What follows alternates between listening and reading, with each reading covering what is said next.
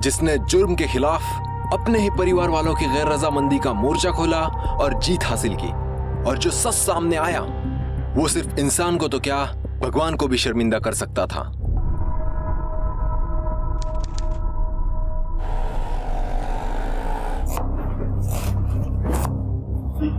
सोया, जल्दी से अपना होमवर्क पूरा करो और सो जाओ। मुझे भी कल होटल में देने वाली बिरयानी की तैयारी करनी है। अस्सलाम वालेकुम अब्बू। वालेकुम सलाम। रख दो उधर।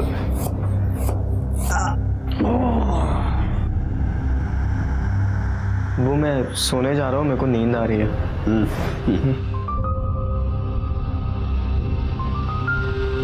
ये लीजिए अब्बू।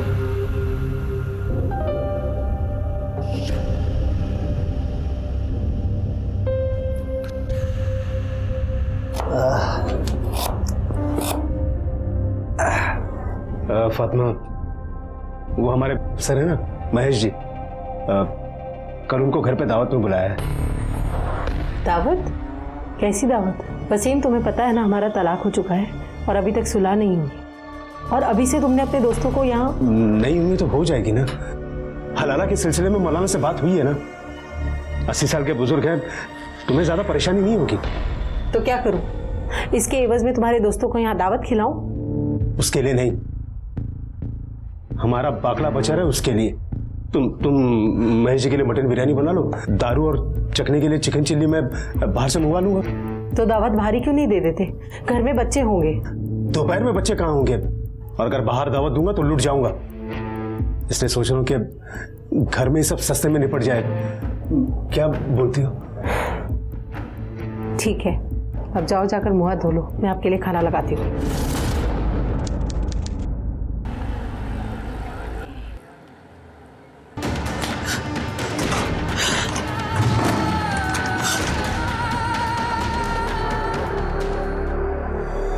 जोया, जोया क्या हुआ बेटा?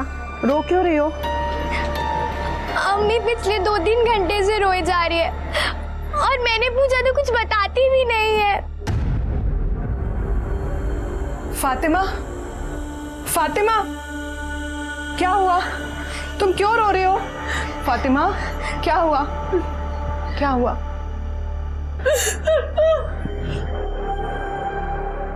जोया, तुम्हारे ट्यूशन का टाइम हो गया है ना? जाओ बेटा, अभी ट्यूशन जाओ, मैं हूं यहाँ पर, ठीक है? जाओ।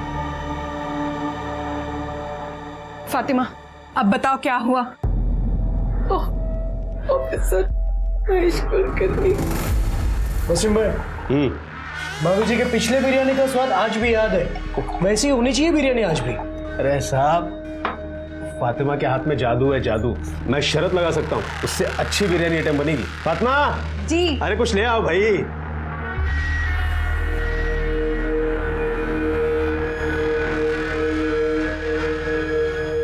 क्या वसीम भाई, सब सूखा सूखा ही खिलाओगे? कुछ चिकन मिकन मंगाओ। अरे मंगाया ना सब, बस अभी आ जाएगा थोड़ी देर में। आप शुरू कीजिए।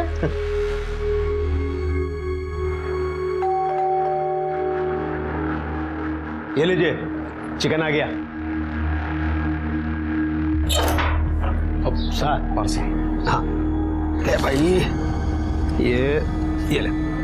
ओके।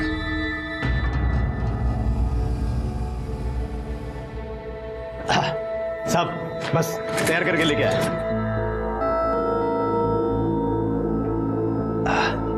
अरे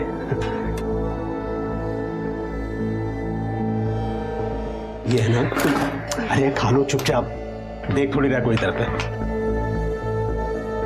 बस बस बस बस। अच्छा ठीक है, और लगेगा तो ले लेना। हा? ये लीजिए सर। ये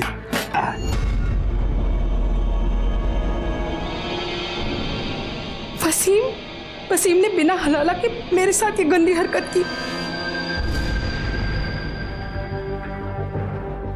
वसीम उठिए। वसीम, हम बाज नहीं आएंगे ना अपनी पुरानी हरकतों से? बिना हलाला के आपने मेरे साथ नींद में ये गंदी हरकत। अरे कौन सी हरकत? मैंने क्या किया है? मैं तो ये खाते पीते सो चुका था, अब तुम्हारे जगाने पे तो जागा हूं। मैंने नहीं किया तो फिर किसने मेरे साथ?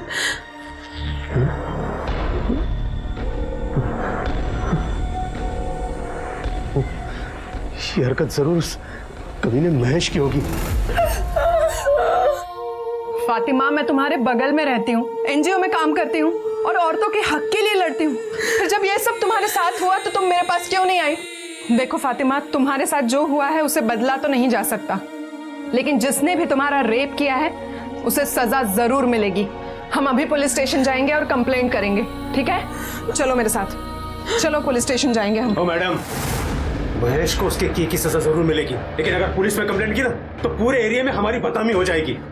और वैसे भी महेश का हम लोग कुछ नहीं बिगाड़ सकते, बहुत बड़ा आदमी है वो, पैसा है, रुतबा है, सब कुछ है। और हम एक गुजारिश करूं आपसे, आपका ये महिला मुक्ति मोर्चा ना हमारे घर से दूर रखिए, जाइए यहाँ से। वसीम भाई, आप मेरी बात को समझ नहीं समझती आपकी बात, आप जाइए यहाँ से, नहीं करनी पुलिस कंप्लेंट। नहीं वसीम,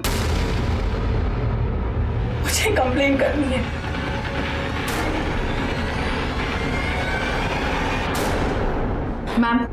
मैम ये फातिमा है, हमारे एरिया में ही रहती है, इसके साथ रेप हुआ है।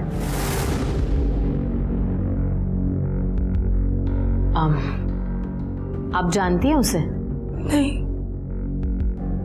मैं नींद में थी, मुझे तो होश भी नहीं था।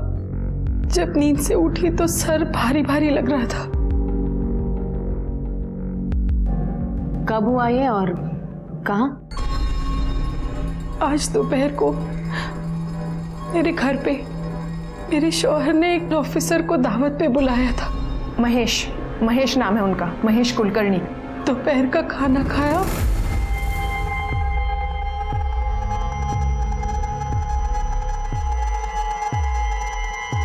तो पता नहीं बेइंतहा नींद आने लगी। मैं जाकर भी अपने आप को जगा नहीं पा रही थी। मुझे बहुत नींद आ रही है, मैं थोड़ी देर सोने जा रही हूँ। बिरयानी रखी है अंदर, ले लीजिएगा। जाकर अपने कमरे में सो गई और जब उठी तो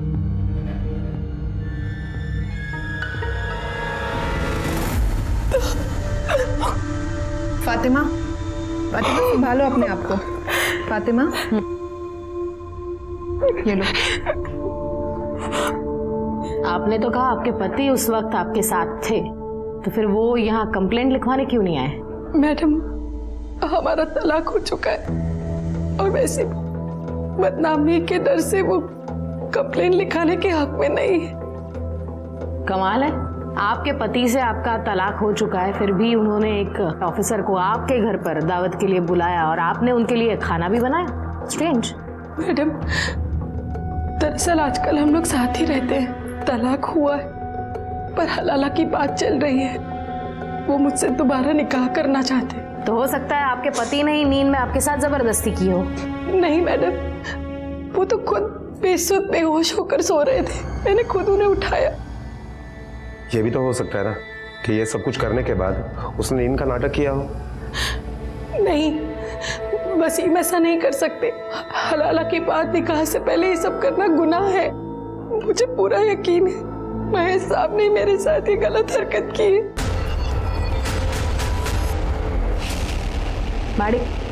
मेडिकल टेस्ट लगे होंगे। ओके मैडम, चलिए।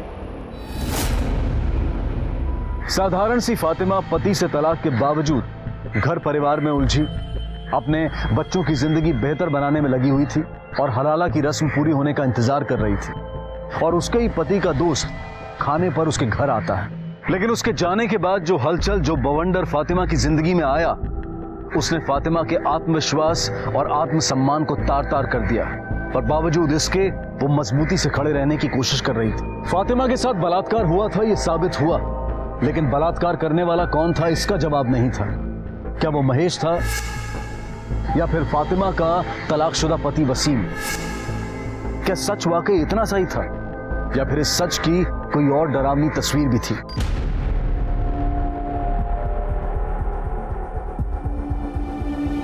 ये फातिमा का ही घर है ना?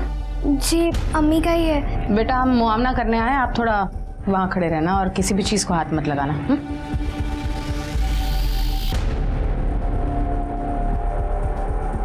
ठीक तरह से घर चेक करना।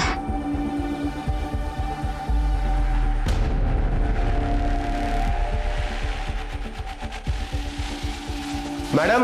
हाँ। मैडम ये देखिए, इतनी सारी बिरयानी, ये पार्सल का डिब्बा, ये झूठी खाने, बाहर शराब की बोतलें, 2 ग्लासेस। मुझे लगता है कि फातिमा सच बोल रही है और हो सकता है कि इसी खाने में नींद की दवाई मिलाई गई हो और शायद उसी बेहोशी की नींद में महेश ने या फिर खुद वसीम ने उस पर रेप किया हो। एक काम करना, सब एविडेंस कलेक्ट करना और ग्लासेस और बॉटल फिंगरप्रिंट्स के लिए लैब में भेज देना।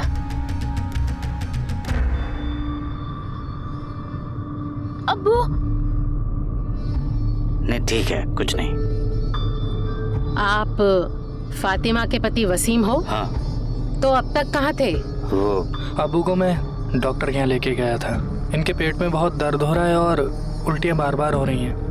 डॉक्टर ने बोला है कि फूड पॉइजनिंग हुआ है। अच्छा, बताइए आपके साथ और कौन कौन था यहाँ जिसने ये खाना खाया और शराब पी? वो ऑफिसर है ना महेश, वो थे। दरअसल हमारे पापा जी का ठेला लगता है हमारा, वहाँ हफ्ता वसूली करता है वो। अब ठेला बचाने के लिए ऐसे ही छोटी मोटी दावतें करनी पड़ती हैं उनके लिए, और होटल में ले जाके नहीं खिला सकते, बहुत पैसा लगेगा, इसलिए एक घर में ही कम में कर लेते हैं। अगर मुझे पहले पता होता कि वो फातिमा के साथ ऐसा कुछ करेगा ना। आपको कैसे पता उसने ऐसा किया? आप भी तो हो सकते हैं। देखिए, मानता हूँ कि फातिमा के साथ मेरा तलाक हो गया है, लेकिन वो मेरी बीवी है, और अगर मैंने किया होता तो मेरे खिलाफ कंप्लेन करती ना। पता चलेगा किसने क्या किया और क्या नहीं। पाटिल,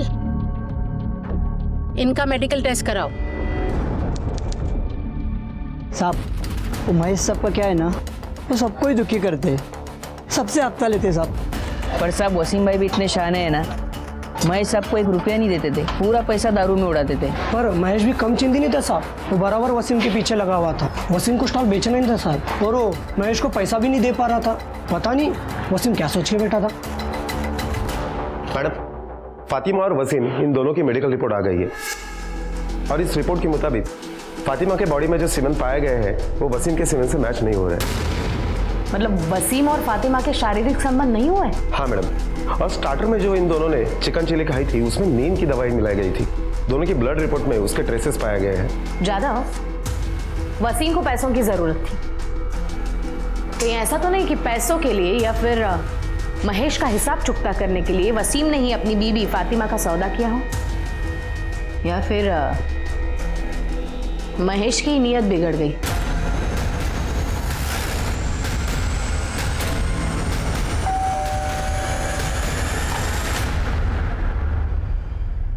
महेश है घर पे? बुलाइए उसे, हमें उससे कुछ बात करनी है। सर, महेश तो कल से घर नहीं आए और उनका फोन भी स्विच ऑफ है। आप? मैं उनकी पत्नी। अच्छा, वो कल से गायब है, लेकिन आपने मिसिंग कंप्लेंट नहीं करवाई? हाँ, इसी एरिया के पुलिस स्टेशन में करवाई थी, और मैं लेके आती हूँ, आप अंदर आइए ना। ये मिसिंग कंप्लेंट की कॉपी।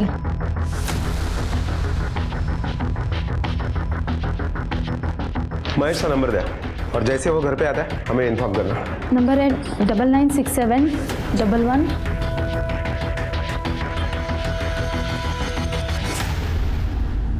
महेश का नंबर ट्रेस करो और चेक करो उसकी लास्ट लोकेशन क्या थी।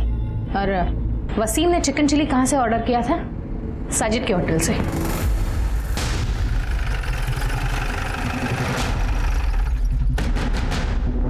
यहाँ साजिद कौन है? मैं हूँ मैडम। आपके यहाँ से फातिमा और वसीम के घर पे 18 तारीख को चिकन चिली गई थी। हाँ गया था मैडम। आप जानते हैं फातिमा और वसीम को? जानता हूँ। कितनी अच्छी तरह से जानते हो? अब अच्छी तरह से जानता हूँ। फातिमा हर रोज हमारे यहाँ 25 किलो बिरयानी बेचती थी, तो काम का वास्ता हुआ ना मैडम। तो आपको ये पता होगा कि उसके साथ रेप हुआ है? नहीं। और आपके यहाँ से जो चिकन चिली गया है उसमें नींद की दवाई मिलाई हुई थी।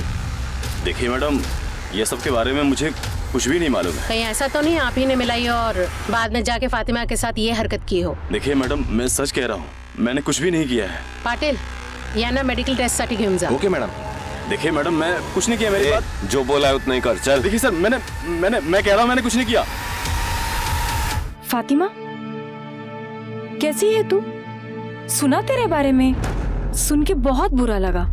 मतलब समझ में नहीं आता कि कोई इतनी उम्र वाली औरत के साथ क्या जाने कैसा आदमी होगा वो, जो कहीं तूने जाने अनजाने में उससे कुछ इशारा नहीं किया ना? आप यहाँ अम्मी को हमदर्दी देने आई है या उनकी जले पे नमक छिड़क रही है? आपकी झूठी हमदर्दी ना अपने पास रखिए, जाइए अपना काम करिए, जाइए। फातिमा, अंदर आओ।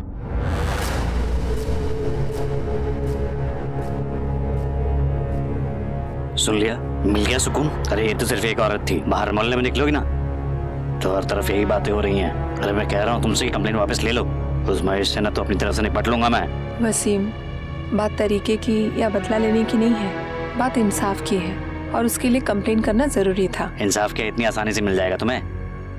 रोज पुलिस स्टेशन के चक्कर, कोर्ट कचहरी के चक्कर काटने पड़ेंगे ना, तब पता चलेगा तुम्हें। मैं कह रहा हूँ कंप्लेंट वापस ले लो। नहीं वसीम, मैं कंप्लेंट वापस नहीं लूंगी। फातिमा जी, आप साजिद के रेस्टोरेंट के लिए बिरयानी सप्लाई करती हैं ना? जी। ये साजिद कैसा आदमी है? मतलब आपके साथ जो हुआ है वो कर सकता है? जी। देखिए, उस दिन आपके घर से जो चिकन चिली हमने बरामद की उसमें नींद की गोलियां मिलाई गई थी। आपको क्या लगता है कि ये हरकत साजिद कर सकता है? साहब, उसके पास मेरा बहुत पैसा बकाया है। जब मैंने पैसे मांगे तो उसने कहा कि तुम्हारे शौहर का उधार कौन चुकाएगा, इसलिए सारे पैसे कट गए। इस बात पे मेरा उसके साथ बहुत झगड़ा हुआ था और फिर एक दिन उसने मेरे साथ बदतमीजी करने की कोशिश की। मैम मुझे दे दीजिए, मैं लूँ। ए मोइन, तू जा पार्सल लेके, मैं देख लेता हूँ। तू जा।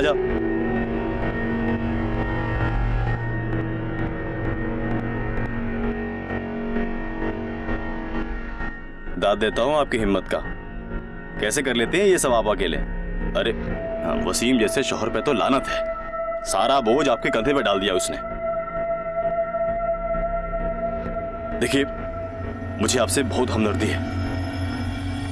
आप अपने आप को अकेला मत समझिए, मैं हूं आपका अकेलापन दूर करने के लिए। तुम्हें कभी किसी चीज की भी जरूरत पड़े मेरे पास आ जाना, ठीक है? ये पैंतरे ना किसी और पर आजमाना। मुझे जरूरत नहीं है किसी फरिश्ते की। और आज के बाद अगर ऐसी हिमाकत की तो इसी डेगची में डालकर तुम्हारी बिरयानी बना दूंगी, समझे? अरे वसीम ने तुझसे पैसे उधार लिए थे और वो तुझे रिटर्न नहीं कर पा रहा था, तो वो पैसे वसूलने के लिए तूने उसकी बीबी फातिमा के साथ गलत हरकत करनी चाहिए। लेकिन जब उसने इनकार किया तो जबरदस्ती तूने उसके ऊपर अपनी मर्दानगी साबित की, है ना? खुदा कसम साहब, कोई माजरा नहीं था। फातिमा वो गलतफहमी हो गई थी, मेरी हमदर्दी को वो गलत समझ बैठी।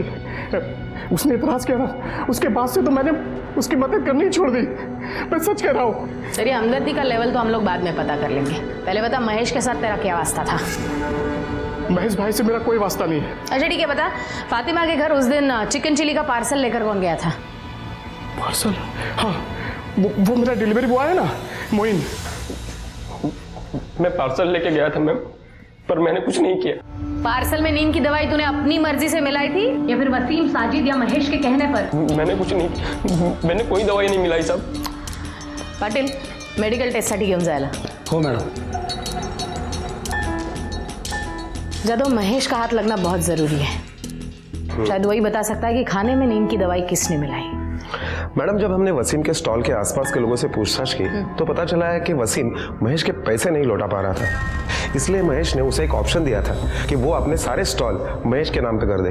हो सकता है कि इस सिचुएशन में महेश और वसीम इन दोनों ने ही मिलकर ये प्लानिंग की हो सकता है. शायद महेश और वसीम में से किसी एक ने नींद की दवाई खरीदी हो. पता करना आसपास के एरिया में जितने भी मेडिकल स्टोर्स हैं उसमें से पिछले 4-5 दिनों में किस किस ने नींद की दवाई खरीदी है. Okay madam. हाँ बोल. ओके मैडम, महेश का मोबाइल का लोकेशन डोंगरी चाल के आसपास एक्टिवेट हुआ है. तो उठा लो उसे.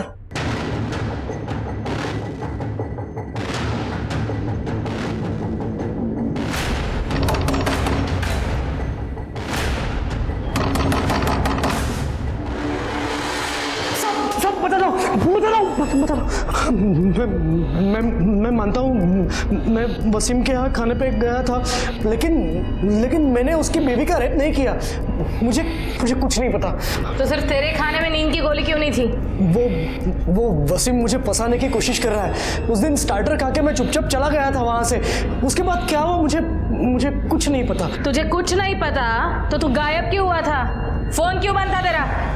वो उस दिन में ही वसीम ने मुझे शराब पिलाई थी। 2 पेग होने के बाद ही मेरा सर दर्द करने लगा, इसलिए मैं वहाँ से मेरे ससुर का डोंगरी में घर है, वहाँ चला गया था। खाली है वो घर और उसकी एक चाबी मेरे पास है। वहीं पे था मैं, चार्जर नहीं था, फोन बंद पड़ा। दूसरे दिन मैं उठा तो मेरा फोन स्विच ऑफ था। नया चार्जर लेके फोन चार्ज किया, तब मुझे घर से ये बात पता चली कि ये सब हुआ है। इसलिए डर के मारे मैंने फोन बंद कर दिया और वही डोंगरी में छुपा रहा। मैंने कुछ नहीं किया। मार्टिन, मेडिकल टेस्ट लगे मुझे। हो मैडम, चल। मैडम, महेश के कॉल रिकॉर्ड के हिसाब से उस दिन वो वसीम के घर पे 2:30 बजे तक था और उसके बाद 5 किलोमीटर दूर वो चाली में था। वो 3 दिन तक वहीं था।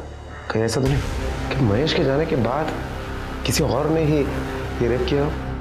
हो सकता है, लेकिन महेश के मेडिकल रिपोर्ट्स आने तक कुछ नहीं कहा जा सकता। अगर महेश का सीमन और फातिमा के बॉडी पे मिला हुआ सीमन मैच होता है और डोर पे महेश के फिंगरप्रिंट्स मिलते तो डेफिनेटली रेप महेश ने किया है। लेकिन ये सब महेश के रिपोर्ट्स आने के बाद, तब तक if and buts, get the reports. Okay ma'am.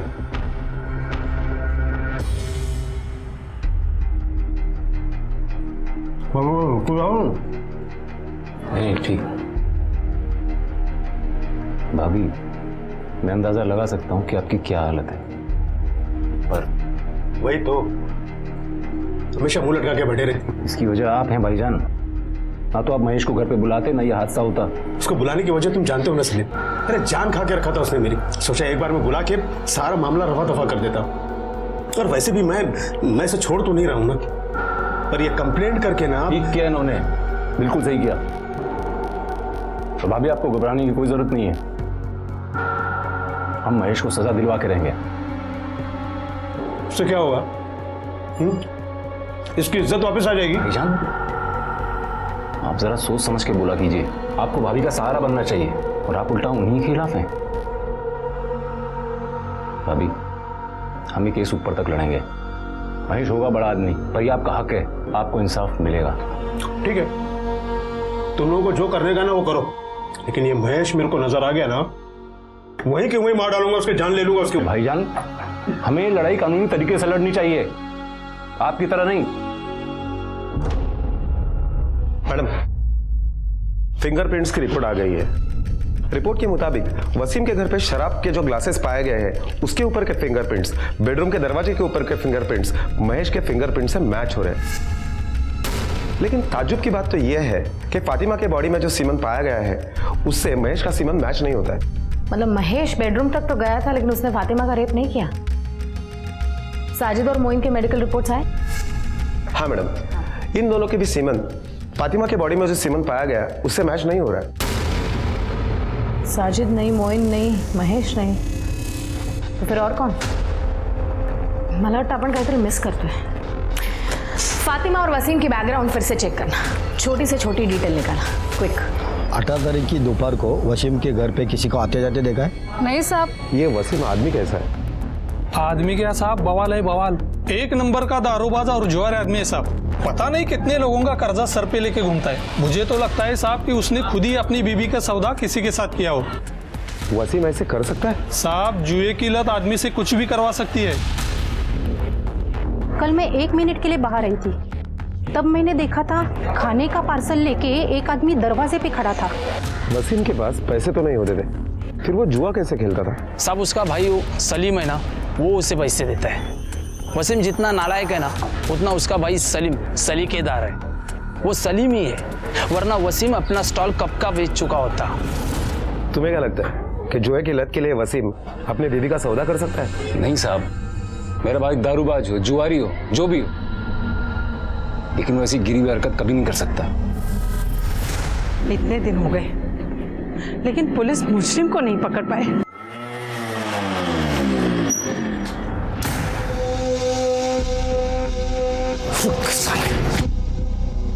Wasim भाई, तुम मुझे जानबूझ के फंसा रहे हो, क्यों?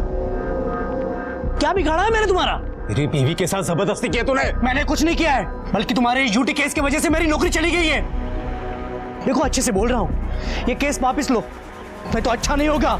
तुम्हें जो करना है कर लो, पर ये केस मैं हरगिज वापस नहीं लूंगी। हाँ।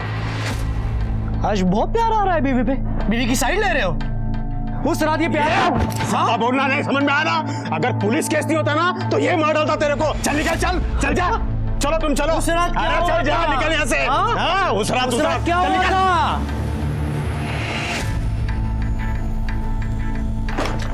वसीम, वो किस रात के बारे में बात कर रहा था? क्या बात कर रहा था वो? तुम अब भी उसी बात पे अटकी हो। उसे उसके किए की सजा मिलने वाली है, इसलिए पागल हो गया है वो, कुछ भी बकवास कर रहा है। नहीं वसीम, कुछ बात तो है। कुछ दिनों पहले तक तुम हलाला करने के लिए मेरी जान के पीछे पड़े थे, और जब से यह हादसा हुआ है तब से तुम हलाला का जिक्र तक नहीं करते। तुम मुझसे निकाह करना चाहते हो ना? तुमसे निकाह कौन करेगा अभी, वो भी ये हादसा होने के बाद? क्यों? हलाला चल सकता है तो हादसा क्यों नहीं? बिल्कुल नहीं चल सकता, क्योंकि वो एक रस्म है और ये एक बदनुमा धब्बा। या अल्लाह, कितने दोगले इंसान हो तुम। मैं क्या तुम? मुझे तो लगता है ये तुम्हारी ही साजिश है। निकाह करने की बहुत जल्दी थी ना तुम्हें, इसलिए तुमने ये सारा तमाशा किया है। वसीम, तुम मेरे बारे में ऐसी सोच रखते हो? इतनी बेगैरत हूं मैं? तुम क्या हो, कैसी हो, ये आज मुझे पता चला। बात करते। बदनामी लोगों की नजरों में सवाल फातिमा को भेद रहे थे। दूसरी तरफ वो मानो हताश होने लगी थी कि उसे इंसाफ मिलेगा भी या नहीं। तीसरा झटका वसीम का व्यवहार। वो उस घिनौने जुर्म की जिम्मेदारी उसी के सर पर डालना चाहता था। वसीम को लेकर फातिमा पहले से ही असहज थी और महेश की उस रात वाली बात उसके दिलो दिमाग में घर कर गई थी। अब उसका असहज होना आशंका में बदल गया था, लेकिन अब तक हासिल कुछ नहीं था सिवाय दर्द और बदनामी के। पुलिस पूरी कोशिश कर रही थी, कई सस्पेक्ट थे, लेकिन अभी साबित होना बाकी था कि कौन असली गुनहगार था और किसने फातिमा के साथ बलात्कार किया था। एक तो आप मुजरिम का पता नहीं लगा पा रहे हैं, ऊपर से इसे बार बार पुलिस स्टेशन बुलाकर परेशान कर रहे हैं। आखिर चल क्या रहा है? मैडम, आप प्लीज शांत हो जाइए। हम हमारी तरफ से पूरी कोशिश कर रहे हैं और हमें इनसे बात करने दीजिए। फातिमा जी, आप बैठ जाइए प्लीज। वसीम को जुए की लत थी और उसकी वजह से आप दोनों में झगड़े भी होते थे, क्या ये सच है? जी, जुए की वजह से सब बर्बाद कर दिया था उसने। और एक दिन तो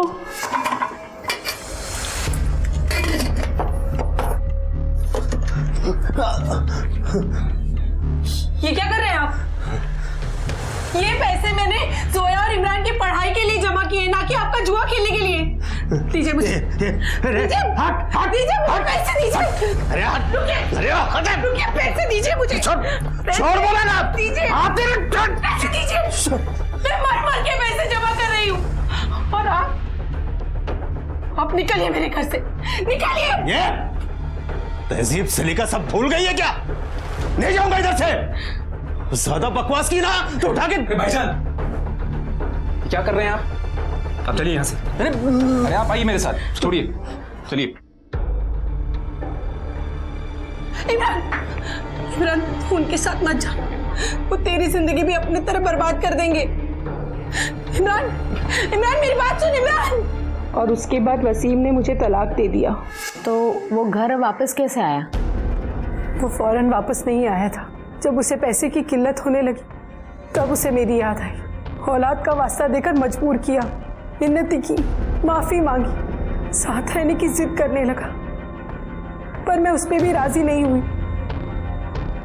और एक दिन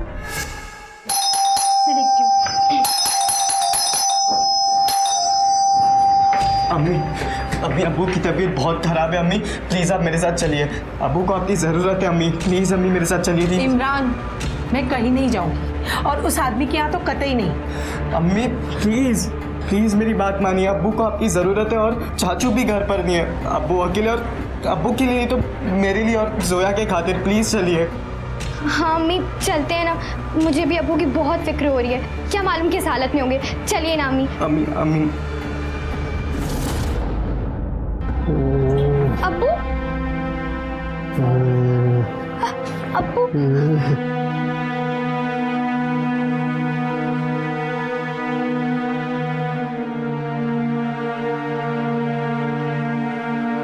इमरान, ठंडा पानी और कपड़ा लेकर आओ।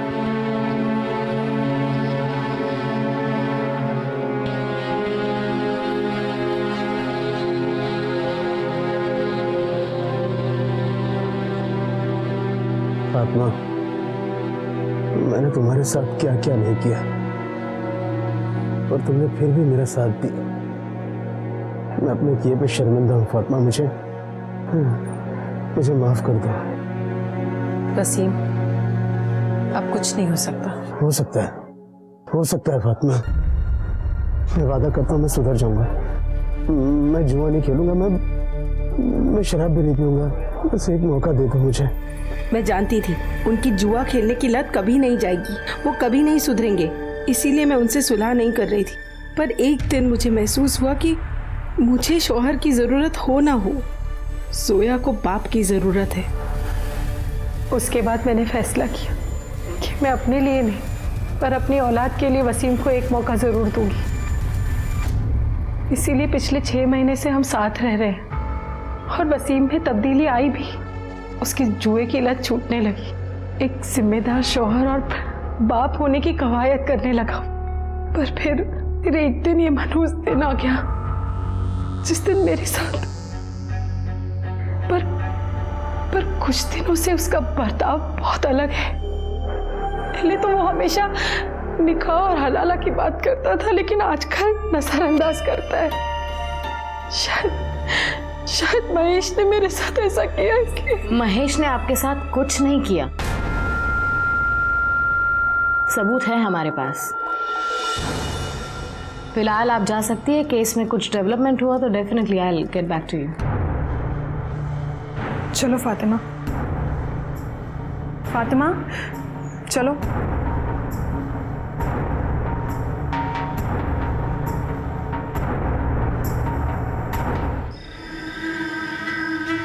इमरान, तुम्हारे अब्बू कहाँ हैं? इमरान, मैं तुमसे कुछ। इमरान, 2 पाव देना।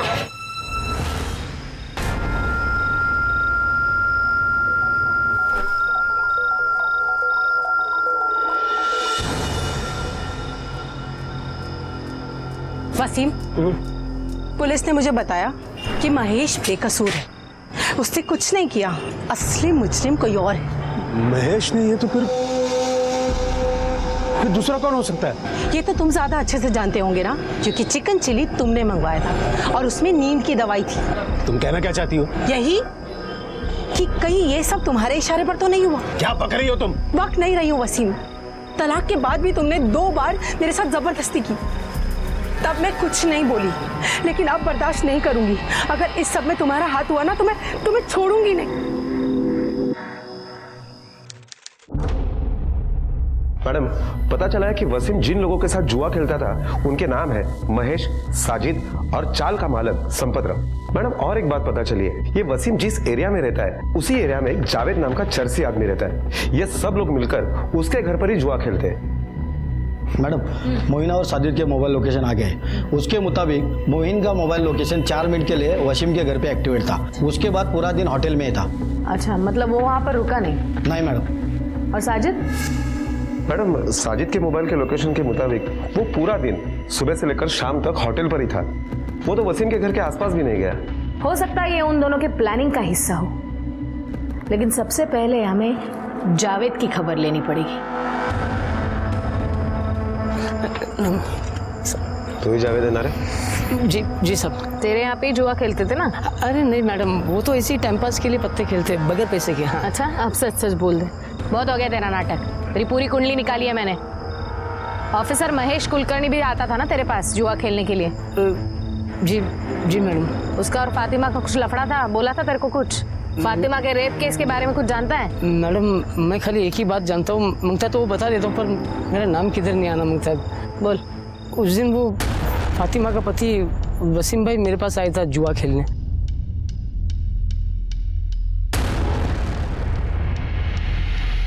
सलीम? सलीम भी जुआ खेलता है? जी जी। वसीम जुआ खेलता है? हाँ साहब। और तुम? मुझे सब पसंद नहीं है, इसलिए कभी नहीं खेलता। सलीम ने हमें झूठ क्यों बताया कि वो जुआ नहीं खेलता? और कौन कौन था? और हमारे वो चाल का मालिक संपत राव भी था। ये लो लाओ इधर, आज अपन का दिन है भाई लोग, संभल के।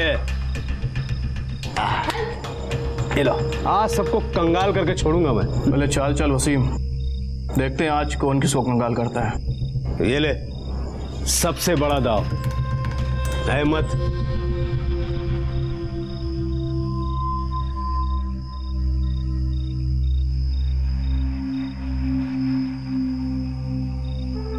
ये मेरा। क्या हुआ वसीम भाई, आज आपका दिन बहुत जल्दी खत्म हुआ? अभी नहीं, आखिरी दाव तक खेलूंगा। अबे दाव पे लगाने के लिए बचा ही क्या है जो तू खेलेगा?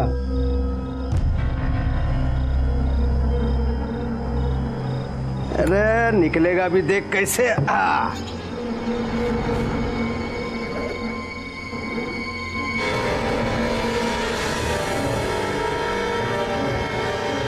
वो उस दिन वसीम भाई तैश में आकर फातिमा भाभी को दाव पे लगा दिया। अरे भाईजान आप ये क्या कर रहे हैं? ये भाभी का फोन। अरे चुप कर सलीम, अगर मैं जीता तो सारा माल मेरा, और अगर तुम में से कोई भी जीता तो मेरी बीवी के साथ एक रात। कौन जीता था? वो हमारे चाल का मालिक संपत राव।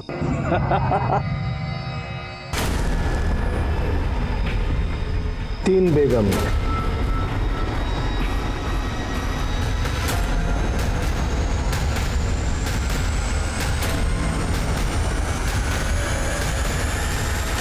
कब की बात है? ये कोई तकरीबन 6 महीना पहले। ठीक है, तू जा, कुछ लगा तो वापस बुला लेंगे। जी जी। मैडम 6 महीने पहले तो ये वसीम और फातिमा साथ में भी नहीं रहते थे, और उसके बावजूद भी वसीम ने फातिमा को दाव पे लगा दिया। एक काम करो, संपत राव को बुला लो। वसीम ने जुए में फातिमा को दाव पर लगाया था और वो बाजी तू जीता था। बोल इसके बाद क्या हुआ? बक। मैंने और वसीम ने एक प्लान बनाया था। बोल, कब आऊं फातिमा के साथ रात गुजारने? संपत भाव, थोड़ा टाइम लगेगा। तो क्या है ना, पहले फातिमा का भरोसा जीतना पड़ेगा मुझे, वरना तुम्हें तो क्या, मुझे भी घुसने नहीं देगी वो। को मजाक समझ कर रखा है? हाँ, मजाक समझ कर रखा है। नहीं मैडम, मतलब हमने दारू पी और दारू पी के ये सब किया। ये बलात्कार का प्लान बनाया। बलात्कार का कब बनाया? कैसे बनाया? और कितना बेवकूफ बनाएगा तू? 6 महीने हो गए जुए में जीते, घर कब बुलाएगा? एक काम कर, कल दोपहर को आ जा। पक्का? फातिमा कोई नाटक तो नहीं करेगी ना? तो मेडिकल वाला वो मेरा दोस्त है, उससे दवा लेके साजिद की दुकान पे भेज दूंगा। वो चिकन चिल्ली में मिला के घर भेज देगा, मैं उसको खिला दूँ। उसके बाद अगले दिन मैं वसीम के उधर गया था, लेकिन घर के अंदर नहीं गया। क्यों नहीं गया? क्योंकि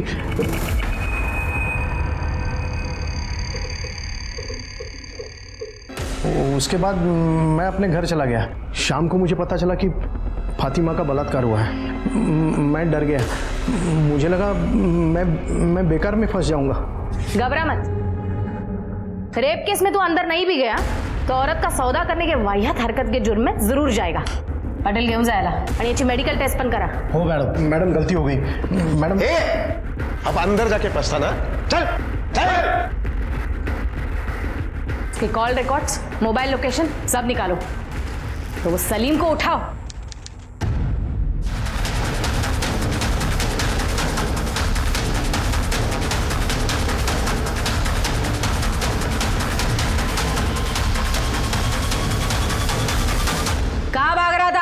मैं भाग नहीं रहा था मैडम, मैं तो कुछ जरूरी काम से जा रहा था। अच्छा, अब कहीं जाने की जरूरत नहीं है तुझे। तेरे खिलाफ सबूत है हमारे पास। संपत राव ने सब बता दिया है। उस दिन दोपहर को तू फातिमा के घर पर गया था और 5 मिनट से ज्यादा टाइम रुका था। एक बार तेरे रिपोर्ट सारे दे, फिर दूध का दूध पानी का पानी हो जाएगा। कहीं जाने की जरूरत नहीं पड़ेगी, सीधा अंदर बोल। सीधे से बताएगा कि फटके दो। बता रहा हूँ मैडम, मैं सब बताता हूँ। बोल। सब बताता हूँ। फातिमा के साथ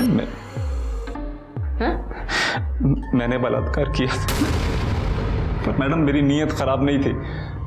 मैं फातिमा से बहुत मोहब्बत करता था, पर वो वसीम की बीवी बन गई। वसीम भाई तो उसके काबिल कभी था ही नहीं।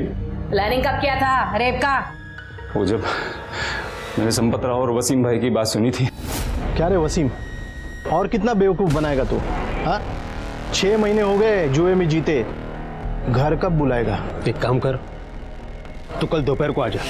उनकी बात सुनने के बाद मेरे को लगा कि एक बारी के लिए फातिमा को हासिल कर सकता हूँ। वसीम भाई और फातिमा का तालाक होने के बाद मैंने उसके करीब जाने की कोशिश की थी, पर मैं कामयाब नहीं हुआ।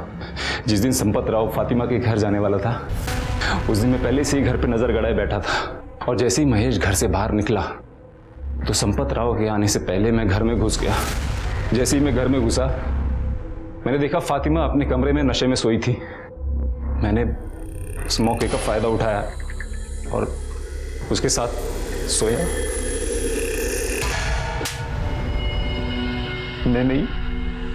मैंने वसीम भाई को जुआरी बनाया। उसको जुआ खेलने के लिए पैसा देता था ताकि वो शराब और जुए की लत में हमेशा उलझा रहे, और उसका स्टॉल और फातिमा को मैं हासिल कर लूं।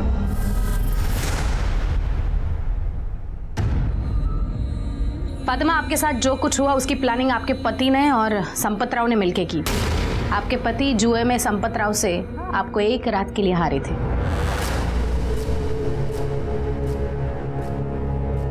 वसीम, तुमने क्यों किया?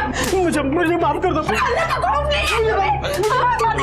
रुकिए, असली गुनहगार कोई और नहीं, सलीम है।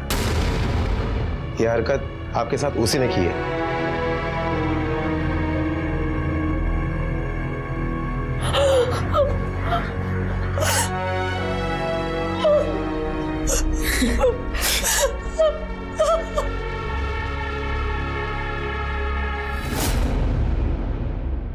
सलीम ने अपनी बुरी मंशा को मोहब्बत का नाम दिया। वो मोहब्बत जो सिर्फ शारीरिक संबंध बनाने के ख्वाब सजाती थी। उसने फातिमा को इंसान नहीं समझा, बल्कि सिर्फ दिल खुश करने और अपनी नीच ख्वाहिश को पूरा करने की एक वस्तु मान लिया था। वसीम इससे भी कई दर्जे नीचे था, जिसके लिए फातिमा सिर्फ एक मुनाफे की चीज थी। इनके अलावा संपत राव, साजिद, महेश, ये सब समाज के वही किरदार हैं जिन्हें औरत सिर्फ शरीर का सुख भोगने की एक चीज लगती है। फातिमा इनसे लड़ी, लोगों के तानों के बावजूद डट कर खड़ी रही और इंसाफ का अपना हक लेकर रही। बेशक कड़े कानूनों की जरूरत है, लेकिन उसके साथ साथ समाज में औरत के प्रति पुरुष की मानसिकता बदलने की भी उतनी ही जरूरत है। इसी विचार के साथ अब मैं अनूप सोनी आपसे विदा लेता हूं। फिर मुलाकात होगी अगले एपिसोड में एक और चौंका देने वाले केस के साथ। तब तक अपना और अपने परिवार का ख्याल रखें और देखते रहें क्राइम पेट्रोल सिटी क्राइम्स। सबक एक को, सीख हम सबको। जय हिंद। ऐसे और भी मजेदार वीडियो के लिए हमारे चैनल को लाइक, शेयर और सब्सक्राइब करें।